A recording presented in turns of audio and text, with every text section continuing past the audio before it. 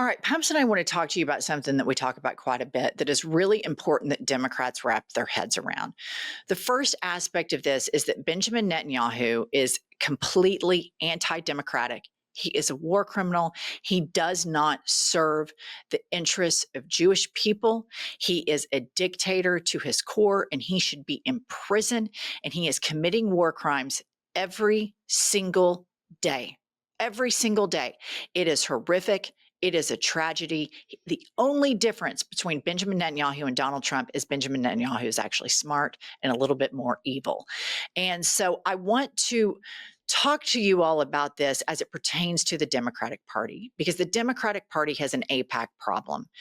And as a taxpayer and as a person that isn't religious at all, I have a lot of Jewish friends, and I am a student of World War II, and I believe that anti-Semitism is real, and I think we all have to unite against it. I think the provocations of Israel right now are damaging any actions against anti-Semitism, because it's very hard to stomach when you see a country that claims to be a pillar of democracy and says, oh, we treat people well, and they're bombing hospitals and they're bombing schools.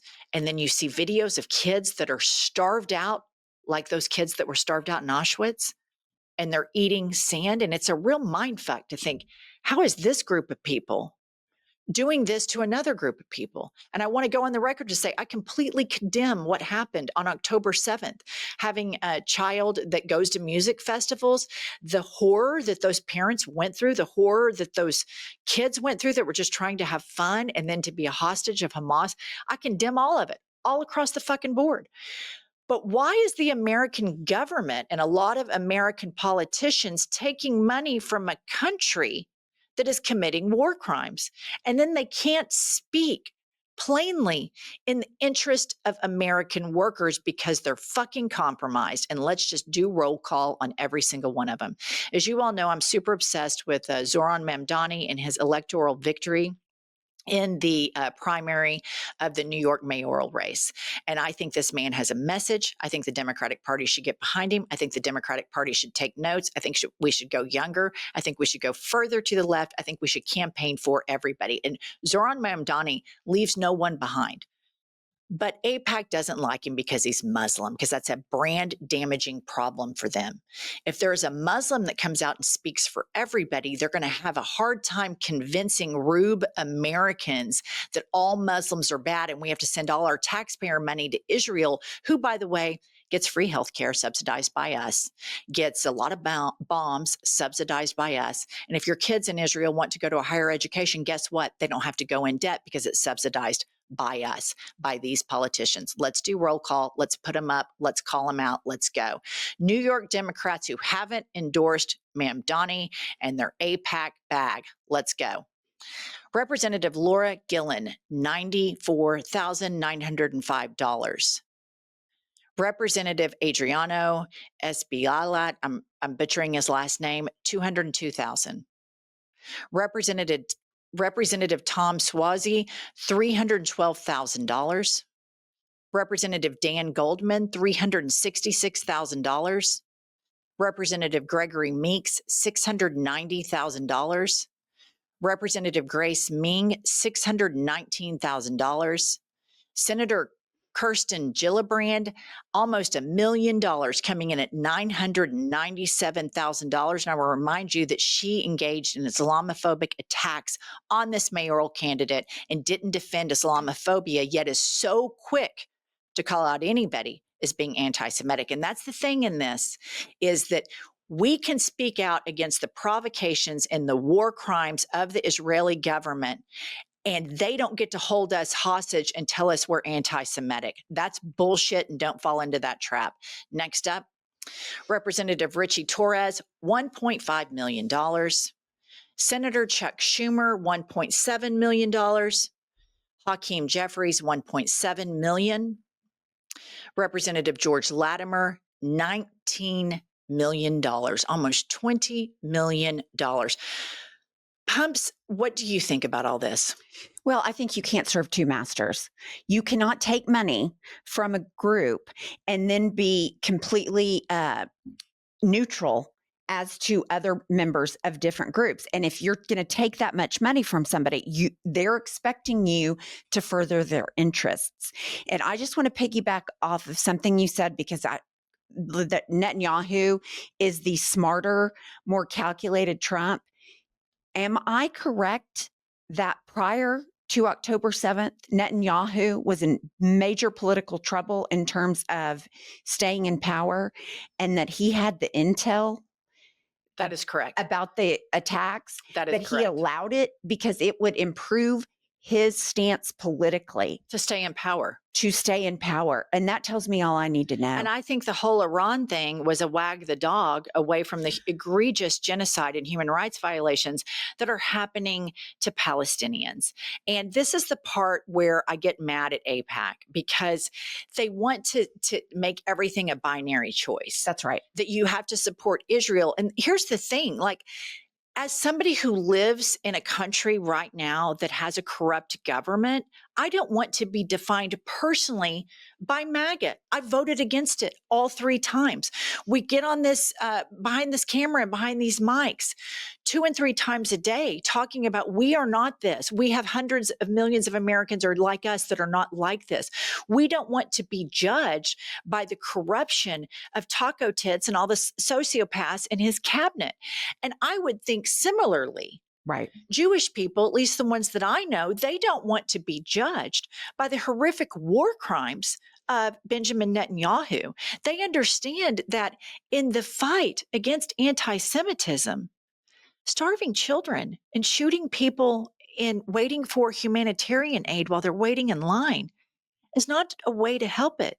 And quite frankly, it reminds me, the images that I see there and the stories that I hear there, it reminds me a lot of the torture and the deprivation that the Jewish race suffered at the end of World War II.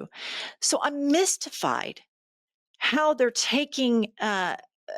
removing all empathy and allowing history to repeat for young Palestinian children, because decades from now, we're going to have people that are going to be survivors of this provocation from Israel to these Palestinian people. Like you hear, my father was a Holocaust survivor. My cousin was a Holocaust survivor. Well, their lives matter too. And I don't like Israel trying to dictate to American people and being the thought police and telling us if we somehow if we somehow oppose the war in Gaza, that we're anti-Semitic. You don't get to call us that. And the reason that all of these politicians are not jumping on board with this is because Zohran Mamdani is their worst nightmare. They rely on propaganda to get the money from the United States of America and to get our military protection by propagandizing and lying to American citizens that all Muslims are terrorists. All Muslims hate women. All Muslims want Sharia law. And here you have Zohran Mamdani, who stands with one of his opponents, who is a Jewish man who ended up endorsing Zoran, who says, I want to join you in your fight against anti-Semitism. And all of you trans kids that are getting bullied, I stand with you and I want to comfort you and I want you to have a place under my tent. And everybody who works hard all the time and can never get ahead, I don't care what color your skin is, I don't care what your religion is, I'm here to champion for you. I'm here for everyone, because none of us are free until all of us are free. So as an objective person that lives in the middle of America in Oklahoma City, Oklahoma, I don't want my taxpayer dollars going over to some homicidal maniac, Benjamin Netanyahu. I don't think it's right. How does this advance American interests, and how does this advance the interest of keeping Jewish people safe worldwide? Because I think Benjamin Netanyahu's provocations are making Jews less safe all around the world. And I think the message of somebody like Mamdani helps us all get safer, because the best antidote to a lot of these problems are lifting people out of poverty and educating them. Well, you just have a whole, these, and the Supreme Court allowed it in because APAC is not the worst. I mean, it's not the only one. You've got the Elon Musks of the world. You have special interests, the NRA.